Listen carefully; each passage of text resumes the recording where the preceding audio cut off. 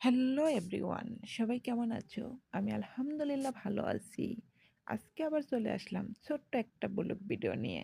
আজকে আমি কি রান্না করেছি, কোথাও বেড়াইছি সেটাই তোমাদের সাথে শেয়ার করার জন্য।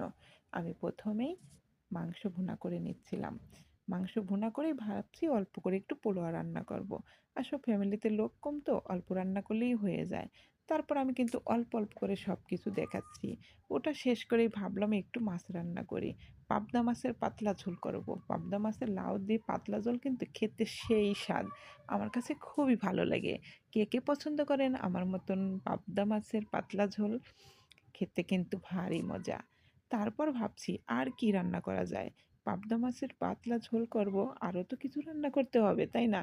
আসলেও একটু বেশি রান্না করি কিসের জন্য জানেন? আমি সেহরির সময় তরকারি রান্না করি না। শুধু একটু বিকালে একটু বেশি রান্না করে থুয়ে দেই, যাতে রাতে একটু গরম করেই খাওয়া যায়। রাইস করে ভাত দেই, দুধটা গরম করি। তারপরে ভাবলাম ছোলা ভুনা করা হয়ে গেছে। আর এখন বুঁদি বাদ রয়েছে। এই তো বুঁদিটাও ভাবছি ভুনা করে নেই। এই যে ভেজে নিচ্ছিলাম, আসলে বুঁদিটা কিন্তু ভেজে নিলে পারে একটু শক্ত আর মচমচে হয়। তারপর আমি বুঁদিটা ভেজে পড়ার তারপর একটু রসটা জ্বালিয়ে নিলাম চিনি দিয়ে। তারপরে আমি বুঁদিগুলো ওর মধ্যে দিয়ে দিলাম। বেশি কিন্তু জাল দেইনি, বেশি জাল দিলে গলে যাবে। শুধুমাত্র রসের মধ্যে দিয়েছি, দিয়ে অমনি ঢেলে দিয়েছি। তারপর তো আরও কত কিছু আইটেম শুরু হয়ে গেছে আমার, এখন ইফতারের আয়োজন। তারপরে তো রুমে আসলাম। আসলে একলা, একলা এত কাজ আমি করে সারাদিন করে ফুরাতে পারি না। আমি সব কিছু টেবিলের উপর নিয়ে এসে হাজির। এই যে সবগুলো এগুলো সাজাচ্ছিলাম, আর মনে পড়ল, ও বাবা আমি তো আজকে তরমুজ কাটা হয়নি। এখন না আমার তরমুজ কাটতে হবে আবার। তারপরে ভাবলাম টমেটোও কেটেছিলাম, কিন্তু আরে ছোট ছোট টমেটো রেখেছি কাটবো, সেগুলো আমার খেয়ালই নেই। তো ভাবলাম পেঁপেটাও কেটেছি অবশ্য, কিন্তু আরও কিছু কিছু আমার বাদ রয়েছে। তো ভাবলাম ওগুলো আমি কেটে নিয়ে আসি।